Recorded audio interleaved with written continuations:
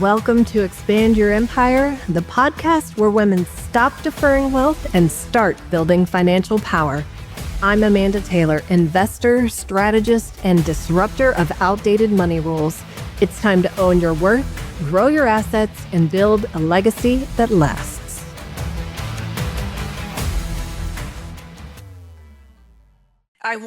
I talk all the time. I'm like, make money, make money, make money, learn about money, learn to multiply money, own things as a woman and empowerment and all of these things. And then because when women, I say, control capital, we change the world. And we do it different. And we invest in things that are important to us, that do change lives, that enhance communities, and do all of these things. So as soon as you were like, oh, I bought this business, and I'm like, well, that's cool. I want to talk to her about buying a business. And then when I found out why, I was like, oh my gosh, you're like a poster child for everything that I believe in. So, Susan, welcome to the podcast. Thank you. Thank you for having Um, me. yeah, I'm so excited. So I met Susan at a Coronado Chamber of Commerce event. We're Mhm. all standing around this women's kind of speed networking thing. And she just mentions, that she bought this auto shop, which I work a lot with women in the trades and other businesses. So when you hear a woman owning an auto shop, you're like, oh, that's one interesting thing. And then talked about why you did it. So Susan did something that most people would never think to do. After sponsoring two Ukrainian families and Yep. seeing how difficult it was for them to stabilize here in the United States, you didn't want to stop at just temporary support. And I think that's beautiful. You bought a existing auto repair shop in Point Loma here in California and created a real pathway for them to have work and dignity Yes. and community. So in our conversation today, I want to talk about so many things, but just the human side of helping families rebuild, but also in the business side of it, what it really looks like to buy an existing company and take over customers and reputation and manage all of these things while also carrying this much bigger mission. So I'm excited and I'm just going to get into it. Did you have How did this start? How did you meet these people? And then we'll get into the business side, but tell me about that. Sure. So it started the day the war started in Ukraine. I had just retired after 30 years of employment, and I was home watching the news and just in disbelief about watching this country be destroyed or, the Yeah. invasion. And I decided that day I need to do something. I don't want to be the person who sits around and does nothing. So I didn't know what that looked like. I had technical skills, so I thought I would use my technical skills, database programming, things like that. So I started with a organization that just had formed called Volunteers for Ukraine. Mhm. And I was working with them a little bit, and then I had an opportunity to go to Lithuania, Poland, and Spain, Wow. where I got to meet people who fled Ukraine. And so I met all these wonderful people who had to leave their country. But on that trip, what inspired me the most was the people who stopped everything, opened their homes, their businesses, their churches. Like we just got to meet those people. And I was really inspired. So I came home and signed up to host a family through World Relief. And I decided, I can do 2 weeks. That sounds good. So I signed up to host a family for 2 weeks. And then that turned into a month, and then a couple months, and then a couple years, and Wow. a second family. And so I've been in a community. So San Diego, I think we have maybe, I don't know, 5,000 Ukrainians in San Diego. It's a huge community. Mhm. And so I've come to love all of these people. And we've been having a good time and meeting people and doing lots of things. And then last summer, I realized that they're having issues with their temporary status, their humanitarian parole, their work authorization, all these complicated things. Mhm. And I had done everything I could to support the community, everything within my power. Oh, and I should back up because a year ago, the business, I have 2 projects going. So Yeah. a year ago, so the business, so I had sponsored these families, and both of the men are fantastic mechanics. They had their own businesses, and they're just really talented, but they came with a suitcase and a family. Both of them have 2 small kids and not a lot of language.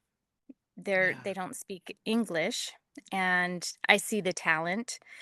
And so I originally said to Grisha, who's the first family I sponsored, I said, when you find something, I'll invest in you. I really wanted to invest because I can see that he's very talented. Mhm. And I thought that would be like buying him some tools or something like that. I didn't think it would be a business. Yeah. I have a friend who has a big auto dismantling company, and I kept trying to get a job for Grisha and Sasha at his company. And then one day he reaches out to me and he says, "Hey, I know this guy who's retiring and he's selling his business. It might be the perfect thing for you." I'm like, okay. So I showed up 15 minutes later to this shop and I walk in. I'm in my little leopard print skirt and I go, "I hear you have a business for sale." And he just kind of looks at me. He's an older Polish guy, just over his Yeah. glasses, like, "Really?" And I'm like, "Yeah. And I have the perfect guy for you, and he just is looking at me like, but I was serious. And so I met with him a couple times and how much is the business? And Grisha actually, as soon as we found out it was for sale, dropped everything and went to work for him Okay. just to see if it was a good match. Yeah. And so then I came to trying to buy the business, and I'm a woman. I have Mhm. no auto experience, Yeah. and I've never owned a business. So there's all these hurdles of no, I couldn't get a loan. I have the money in my retirement fund, Sure. but my advisor was saying, don't take that much out. You should find another way. So I went to the owner and I said, this is what I can offer you, 25% down in payments. And he said, okay. And I Yeah. was like, really? So I bought it. Yeah. I was terrified, absolutely terrified, but knowing that I have 2 amazing, very talented men standing behind me in this.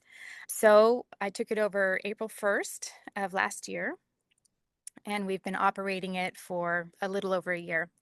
That's So amazing. it's going well. And the first year we spent a lot of time cleaning it, painting it, freshening it up, organizing. I mean, it's very different than when we bought it. And this year we want to expand our customer base and start advertising that we're there because Yeah. it's a small shop and people don't know we're there. So that's the business angle, and then the giving back. I started that story. So last summer, it's a I noticed that everybody was suffering about their status and their work authorizations, and I had this idea. I'm out of resources. We need to go to Washington. Mm. That's the only place that this kind of change can happen. So I had this idea, and I talked to a pastor friend of mine. I said, we need to go to Washington. And then literally 15 minutes later, I kid you not, I walk into the paddleboard store to get these wheels, and the owner of that store was a woman. Yeah. And so I'm a new woman business owner, and I'm just like talking to her. I really like her, and we're chatting. And at the end, she says, "Oh, and by the way, I have a second business." And I said, "Oh, really? What's that?" And she goes, "I'm a governmental affairs consultant." And the hair on my arms and my neck, I'm like, "You're kidding." Because just 15 minutes ago, I said, we need to go to Washington. We met with her firm and Wow. the people that are very into helping the Ukrainians in San Diego. We have a small group of people. And we met a couple times and we decided to hire their firm. So we decided to do that through a GoFundMe. Mm. And we created a little, I call it a project, not like a nonprofit, because I want it to have a good positive ending. So for me, it's a project, Yeah. and it's called Voice for UA. And so basically we did a GoFundMe, we've advertised, we've raised money to hire professional lobbyists to go to Washington to try and make a difference for these families. And it's for all of them in San Diego that are in the United States that came because of the war. So we're halfway through that project and that's been interesting too. So I'm going to Washington, I'm meeting congressmen and senators and working with Homeland Security, and again, totally outside of anything I ever thought I would do. Yeah. And so that's just a little insight into this journey, this part of my life. So I'll It is stop there and take a breath. incredible. No, it's incredible. So many things. I work with a lot of people who've done very well in their careers and they've gotten to this point and they're getting into the philanthropy side of things. And that usually goes with giving of your time, energy, or money, like in some capacity. I have never seen someone who took it to the level that you did. Is like, I'm not just going to give this, and you opened your home and you did all these things. You bought them a job, you bought a business, you sacrificed your own capital, reputation, these things. You didn't know how to run a business, I assume, at that level, especially in an industry that you were unfamiliar with. And you're like, they seem to know what they're doing, so I'm gonna do this. I just it's just beyond anything that I think most people think of when they're like, oh, I'm going to support this family. It's like, no, I'm going to go buy that business so that they can have a job. And I see it, from both sides, that and the activism of, and I really want to highlight that because in this time, and I think in every time, but particularly this time, we have a lot of people saying that they want Hmm. change. A lot of Hmm. people talking about it, and a lot of people who can point out all the things that are wrong Yes. and then not doing anything. And for whatever reason, they don't think they're capable like you. Like, I don't know what I'm doing, but here we go. Or they don't I'm have doing it. the money or whatever. We all have very legitimate reasons for whatever boundaries we have, and yet you're doing it. And you're bringing other people alongside you, and they're coming out of the woodwork in a way that is so synchronistic and aligned and all of these things. I just think I just keep going. I'm like, how did this happen? How did this happen? But even in focusing on the business side of things, and then we'll get back to the activism side of things, I work in a ton of businesses and a ton of industries, and I've seen people acquire businesses and sell businesses and all of these things. There is so much that goes into that, let alone the other piece of making sure that someone's family is now supported in their Hmm. craft. How did you undertake that? What did you underestimate the most when you bought this existing business? Let's see. I think that I literally had no idea what it would be like to go in. And I tend to be caring. I want to please people. I want to make people happy. I want to do a good job. Yeah. One hard lesson is that not everybody is nice in the world. It's a really Shocking. hard lesson for me. Yeah. So we've had a couple of things where people didn't turn out to be who I Hmm. thought they were. But lesson learned, moving on. I just really trust my mechanics and we work really well together. I listen to them. Um, and we just are like synergistic because I Hmm. work the front and they work the back and they're really skilled. So I'm really just kind of protecting them. Yeah. And that's my role, is to protect them and let them do what they do well. And they let me do what I do well. There's a lot of, I think not the hardest part, but the learning curve is all the bookkeeping and licensing and taxes and payroll, all those things. It's a lot. So I'm learning about all the things you have to do to own a business. But the business itself is healthy and doing well. And like I said, we're planning to advertise and expand this year. Good. Good. So, And yeah, and you're speaking to the thing that I do the best. And that is I come into businesses who have a passion for what they do, and yet the business of running a business is something completely foreign to a lot of people. So mm-hmm. you just talked about it. You're like, I can talk to people. I've got great mechanics who could work on cars. Those are good foundational things.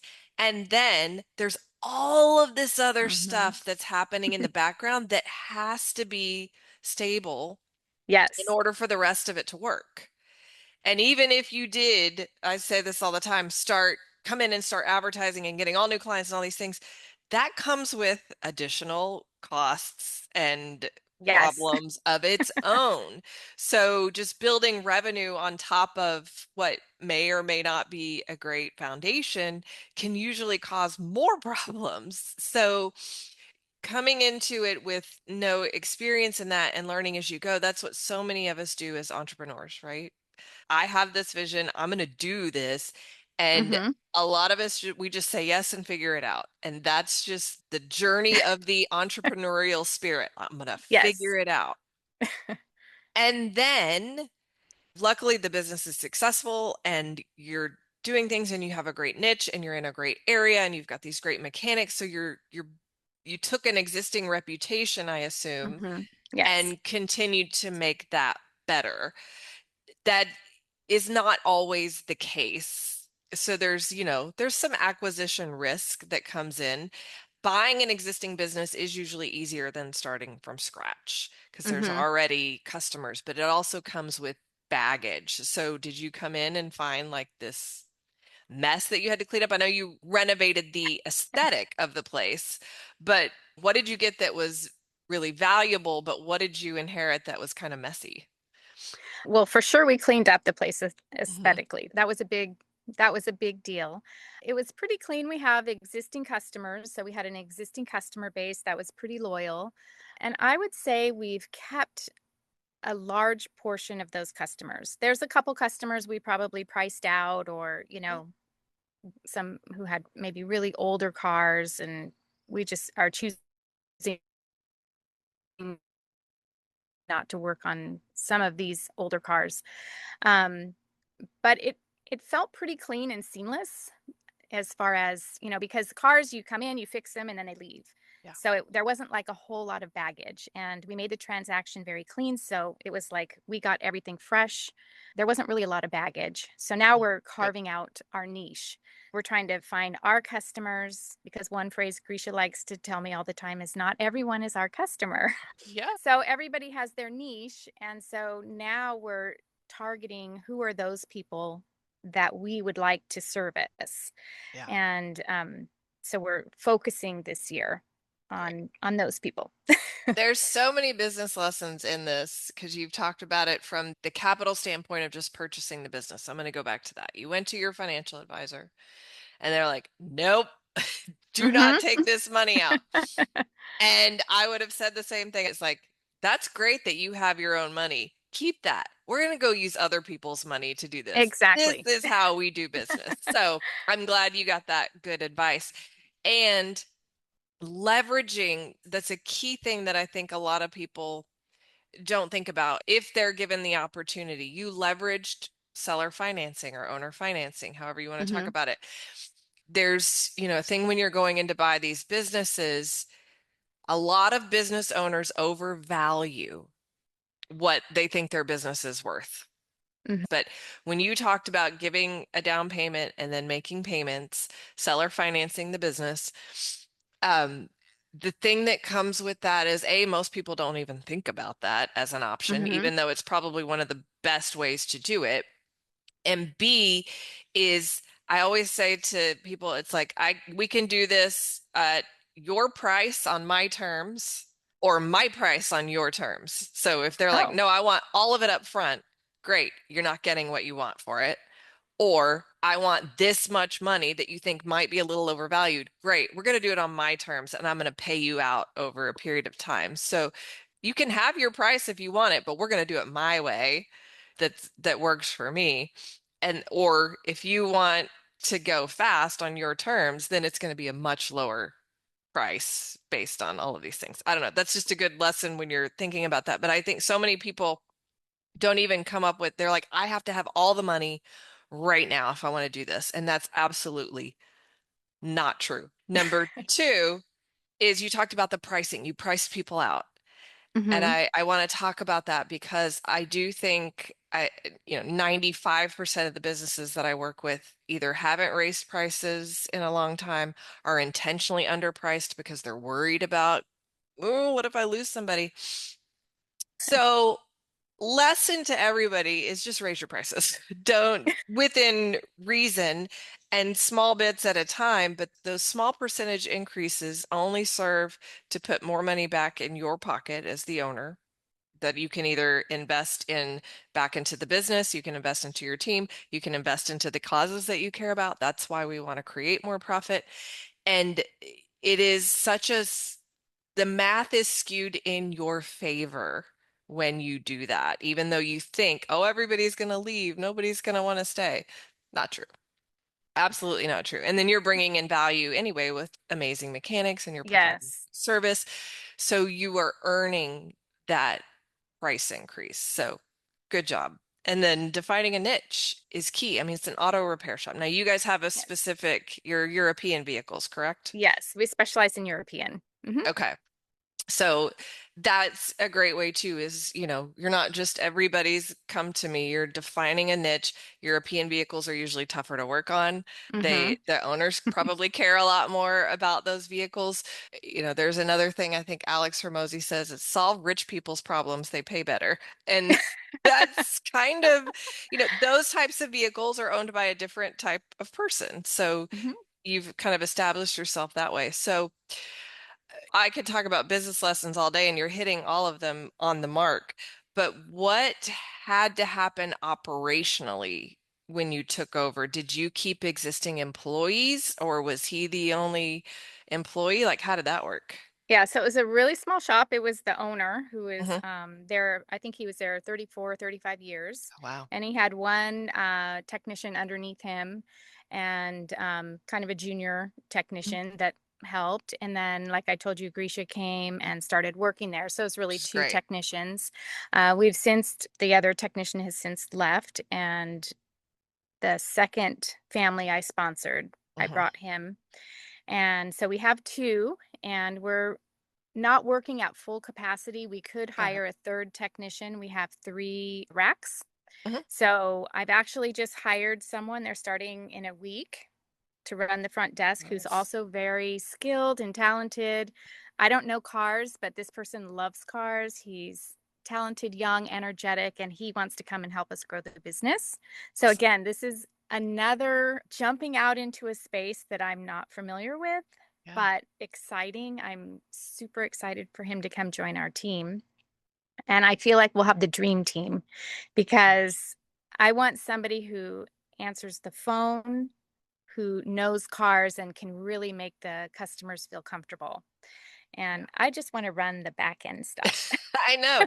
And and yet, run the business. I don't need to be there every day. exactly. You're So you're preaching to the choir of the small business owner of, I created this thing and now I've created a job for myself. And yes. you are doing the exact right thing, is you are extracting yourself from the operations of the business, Mm-hmm. delegating that, and doing that well, and then putting yourself in the actual owner CEO seat of the vision of the company and the direction and the foundation of everything. So many people get into where they're trying to do both. And Yes. And I you realize it's not can. necessarily good for me. I Yeah. can do it, but I'm working a lot of hours. Yeah, just because you can doesn't mean you should. And there's a fine tipping point in that type of business. And I say type, not auto repair shops, but a small business in general, of yes, you have to bootstrap your way into it a lot of the times. Yes, you have to learn how to do everything yourself because that's just where you are at that time.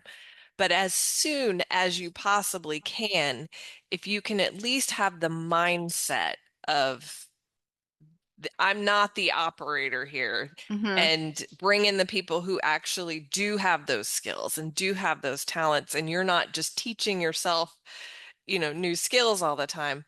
It's a much easier transition. I say short-term pain, long-term gain sometimes in that transition, but you're doing the best thing for yourself and for the business by taking yourself out of it. And I think that's key. So great job there and knowing your capacity. I tell people it's not time management, it's energy management. Like, what do Yes. I have the capacity to do and to do well? So you weren't just, though, shifting back to the reasoning, you weren't just creating jobs. Like, you were creating a way for people to regain dignity and independence and stability. So what has that looked like since buying the business? Um, it's for me, it's just been such a blessing to be able to watch them flourish in their skills. Sasha, my other mechanic, he's the second family I sponsored. He had his own, he's like an artisan welder. And so he would make custom exhaust systems and he has all these skills and Wow. he's just fantastic. So I actually said just yesterday, I said, can you make some samples so I can show people like what you do? And I'll say he's a man of very few words. He doesn't like to talk a lot. We just give him the cars and he's like dead focused on them and does amazing repairs. Yeah. So, but I know in my heart that these two families, like, I want to help everybody, but I can't help everyone, but I can help these two families. And we don't know their future. Their status here is very temporary. And Yeah. that's why I'm doing the advocacy to try and get Washington to like at least let them work legally because there's issues there. But in the long run, I'm hopeful that they can somehow find a pathway to stay here. Mhm. And this is the beginning of their life here and their future. Um, I hear so many stories from all these Ukrainian people. They came like literally with a suitcase. They left everything, their families, their friends, their stuff, and they just show up in another country and they have to start over Yeah. with nothing. And the difference between a hryvnia and a dollar is quite different. You know, Mm. you come and you buy your first loaf of bread and you're like, how much Yeah. for a loaf of bread? Really? Like, so it feels really good to know that we've started something and we want to make it grow. And this is the Mm. year of growth for us. I don't really know the future, but Yeah. we're at least doing something. So I always come back to I can do nothing or I can do something. I have two choices. Yeah. So these are my somethings. I bought the business. We'll make it work. We'll figure it out. That's our favorite phrase. We'll figure it out. You just Yeah. have to do it. And then with the advocacy, as I was seeing everybody struggle, I said I could do nothing or I could do something. And I'm choosing to do something. But It's just it makes me amazing. feel good. Yeah, and what did they say? There's no unselfish good deed or whatever.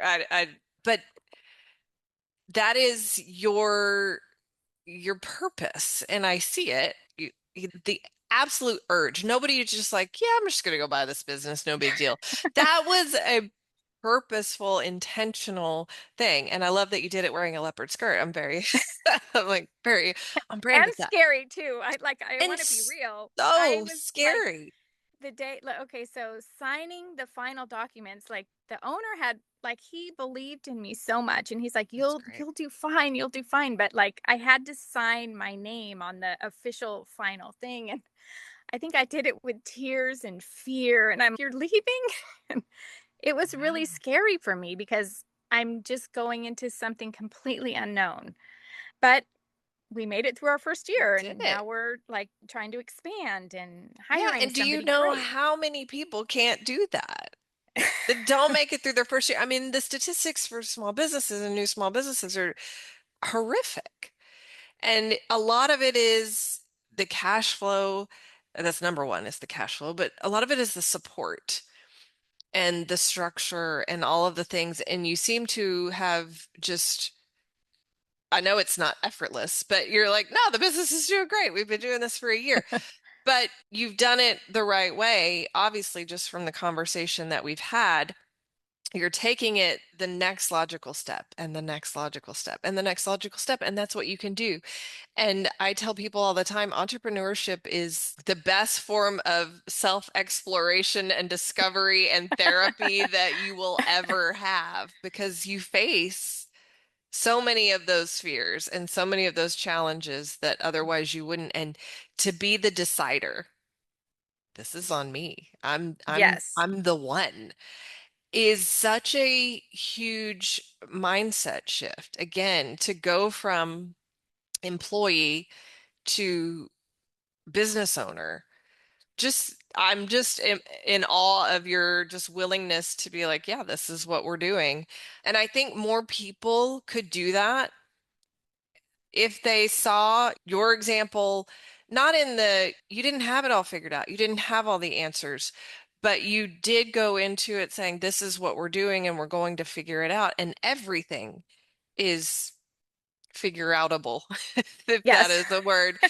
And aligning yourself with the right mission and the right people in the right places, and not without its struggles, but it is. And there are resources out there for all of us, and we don't have to do it alone. And so I think that's just a huge lesson for anybody who's ever thought, oh, I could never do that.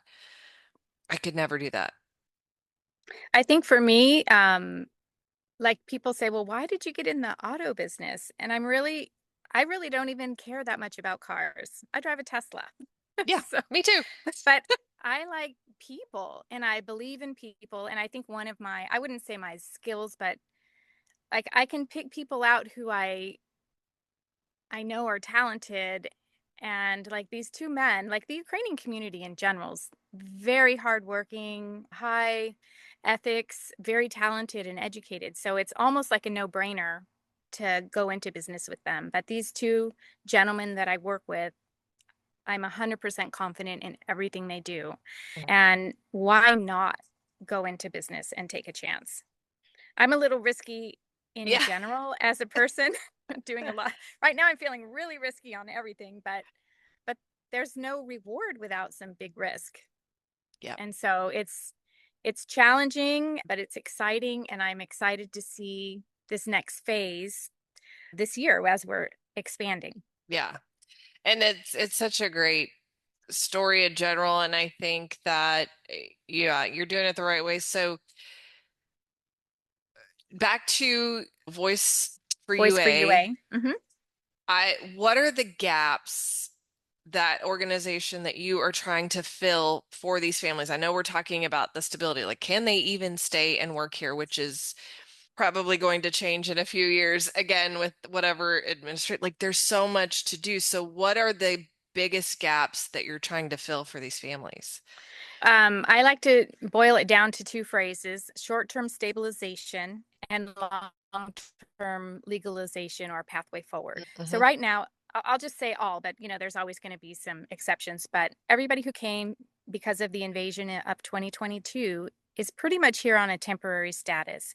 They either entered the country through humanitarian parole, which is legal entry into the country, but not legal status. And that can end kind of abruptly if the war ended and the administration decided to send them home. They would all have to leave. So that's legal entry. And then if you came before a certain date, you could apply for temporary protected status. And so that I'm not going to get all the details exactly right because I'm not deep into that. They are. So temporary protected status is more protected. So for instance, you're protected from deportation. But that's ending for all of them on October 19th of Mm, this year. okay. And so I think TPS is around 18 months and humanitarian parole, I believe, is 2 years. If I'm wrong, sorry.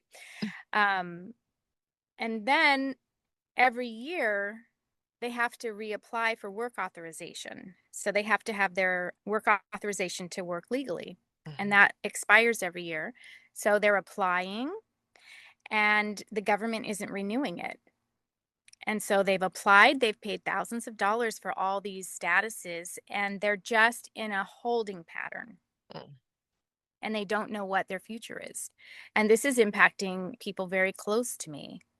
And the work authorization is somebody just saying, yeah, renew their authorization, prioritize it, let them work legally.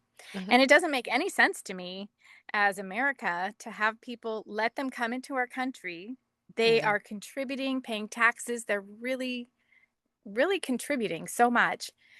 And to just let them be in limbo for this. So the October 19th date is coming very soon. But many people right now are having expired work authorizations and trying to figure out, what can I do? Because if you work without that authorization, now you're jeopardizing any pathway forward because Right. you worked illegally, you could be picked up by ICE. There's all these implications. Yeah.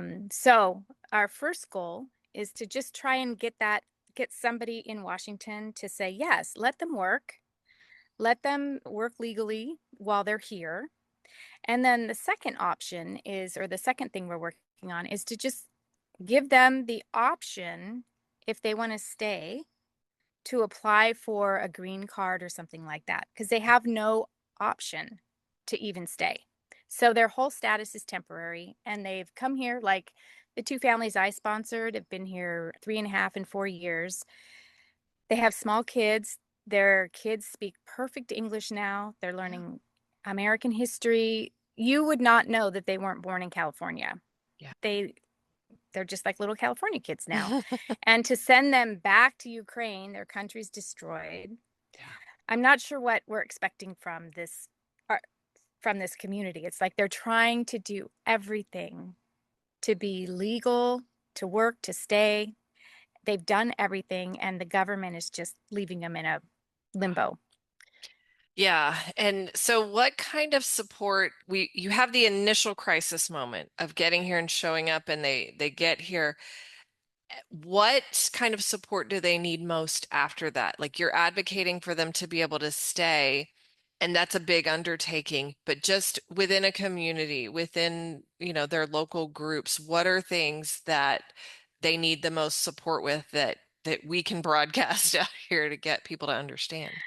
I think really this community is so hardworking. They've all either created their own businesses, they're very entrepreneurial and Mhm. educated, they're working jobs, maybe for some of them. Yeah. Just, I feel like the people I've seen have been really embraced by, San Diego.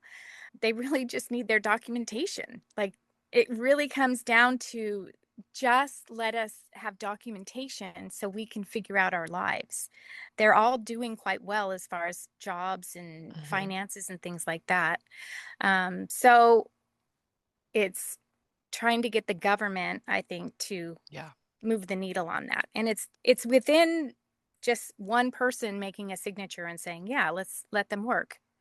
It's that simple. So you just need more voices advocating on their Yes. behalf. Yes. Great. And, call your congressman if you're a constituent, and push and push. So, my project is raising money so that we can have professionals go to Washington on their behalf.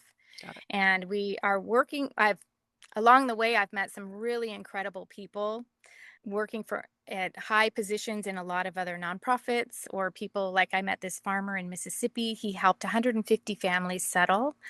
And so the journey's been incredible too. I'm meeting the most incredible people that also help. Right. And those become my heroes. Like, I've met so many heroes along the way. So I think some people could use jobs and their voices heard, that they do want to stay and work and advocate. And there's always fundraising. Yeah.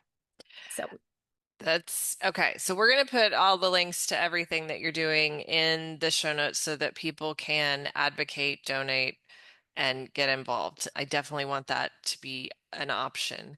Now, back to you and this undertaking and doing everything.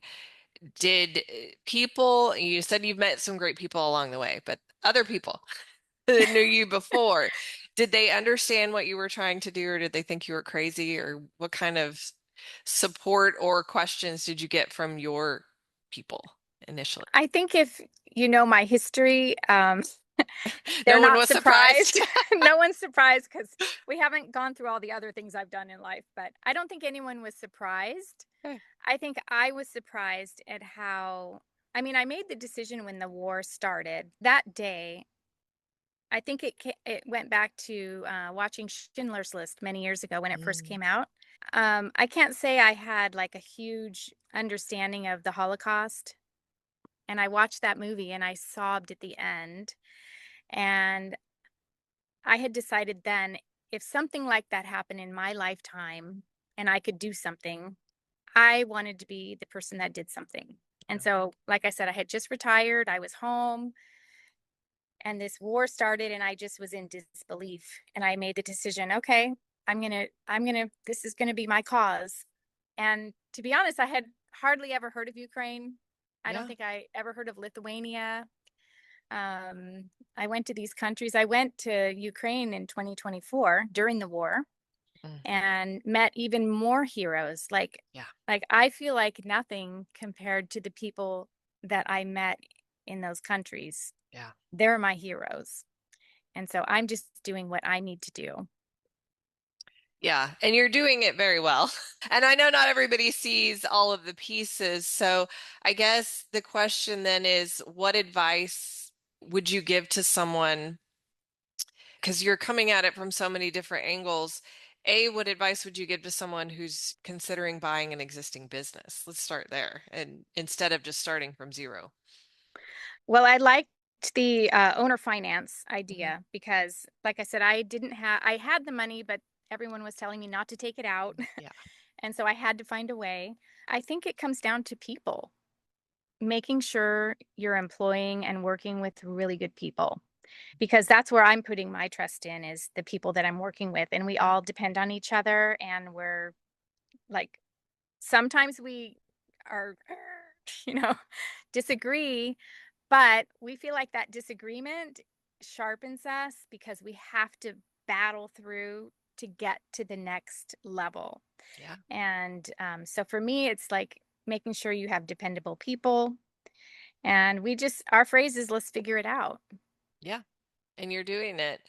What are, and on the other side of things, I think you haven't created the, I don't, well, the right word I'm trying to say. You've gone from just charity to empowerment.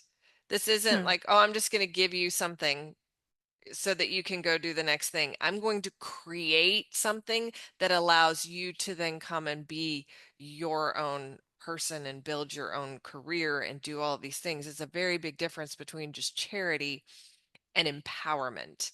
And I'm just really impressed by that. So, how do you think that has translated for them? Or did you have that intention when you started, I guess, even to be like, I'm not just going to give money and walk away. I'm actually going to help them build an empowered existence here. Well, it definitely feels more sustainable to empower people. I want to see them succeed. I want to see them like I don't need to work. I retired. I'm financially okay, right? Mhm. I don't need to do any of this. But there's such a joy in trying something new because for me it's like let's try it out. Let's Yeah. see what happens. I like adventure like that, but I also get to see what they'll do with it and what we'll create. It's really creating something from kind of nothing. It's Mhm. just like watching the adventure happen and being part of it. I like to be part of adventures. Yeah. So, Definitely an adventure. It's just no, I love it because you have that spirit of adventure, you have that spirit of we'll figure it out. And I think that's what's required. So when someone looks at this and says, "Oh, I could never do that," what would you say? I believe in trying things. I think that I think people should just try things. I have two sons and I say, just try things because you never know. Going to Washington, I never dreamed in a million years that I would go to Washington and trying to be, advocating. Mhm. And I find along the way, it's really exciting. Like it's worth the effort and the journey. So I always say, just do it, just Yeah. try. And for example, one of the girls that is part of our project, the two ladies go with me to Washington, and one of them's now working for a senator. So she's on an internship with a senator. And, in her world, like she came from Ukraine. Now she has her own Wow. business in San Diego, and now she's working for a senator. Like who would expect? You Yeah. just don't know the outcome and the journey, and it's worth it. I just say you can figure it out. Just have good people surrounding you. Yeah. And that is key. And I wish that more, not just more business owners understood that, but just more people in general understood the power that they already have to do these things, and that you don't have to have it all figured out before you start. You just have to start, and then you will figure it Exactly. out. Take And the first step. that confidence comes from the action, not the reverse. You don't build up all the confidence and skills and then go do. You go do. And then things start to fall into place, not without challenges every step of the way, but that, like you said, that's where the reward is and that's where the growth is. Yes, yes. So you just got to What's, take that first step. yeah, first step. And it's the scary one. Sometimes it feels like it's the step off a cliff, but that is what it is. So what's next for you? You said you're scaling the business, you're working on expanding. Does that mean location or just size of the existing business? What does that look like? So like I said, we're trying to figure out how to target our customers, our niche. We want to work on higher end German cars, and the guys are really good. Our focus is we can do engine replacements, all kinds of things. So we're trying to find our customer set and really develop that. We want to expand to where we can hire a third mechanic so that we're working at full capacity. And if we can get them stabilized and a pathway forward, then we do have a big dream of having a very large facility. Okay. So right now, because everything's temporary and we're not sure of the outcome, we're staying lean and mean, and we're just going to really develop our name, everything about that. And once we understand their future, then we will expand to a bigger facility. Yeah. And that makes absolute sense. So to wrap this up, I think I could ask you 100 questions about buying the business and what that was like, but we'll save that for another episode. But I just wanted to say, thank you for coming on the podcast. This is your first podcast. You did a fantastic job. Yes. And thank you for the work that you're doing. Thank you for the example that you're being. I want to go back to that charity versus empowerment, and I want us all to evaluate the difference in that when we're looking at the things that we see in the world that hurt us or anger us or incite something in us, do something. And you are the prime example of that. Do something. So it doesn't have to be go buy a business. It doesn't have to be build a team and go to Washington, but you can write a congressman. You can give assistance to your neighbor. These are just things that we need to really take to heart. And I appreciate, again, the example that you're setting for that, for your family, for your community, for our broader audience. I really appreciate that. So any final words that you want to say to get people on board with Voice for UA, what they can do, how they can connect, and how they can get involved? I would be happy for anybody to reach out. I'm sure you'll put a link and you'll reach me. I'll connect with them directly. We're always trying to fundraise because money is always an issue. Yep. But there's so many ways, like you said, right? Your congressman, any constituents, just keep putting pressure. If you support Ukrainian families now, reach out. Let's see what we can do. Like I said, I have met so many incredible people, and I have behind the scenes, I can't tell who they are, but really incredible people who are aligning with us on this project. Yeah. And just reach out. Let's just see what happens. Let's figure it out. Let's see what happens. Let's figure it out. Yay. Thank you, Susan. Again, I really appreciate you being on the podcast. I'm sure we will see each other around the greater San Diego community and at some more events. And I'm just excited for more people to get involved in what you're doing and be inspired by what you're doing so that they can go join also. So Thank you. Thank you. And thank you for having me. It was really enjoyable. I'm glad you came. If this lit something up, share it, review it, and get in the room. Join the Expand Your Empire community and start turning wisdom into wealth. You're not too late, and you're not doing this alone.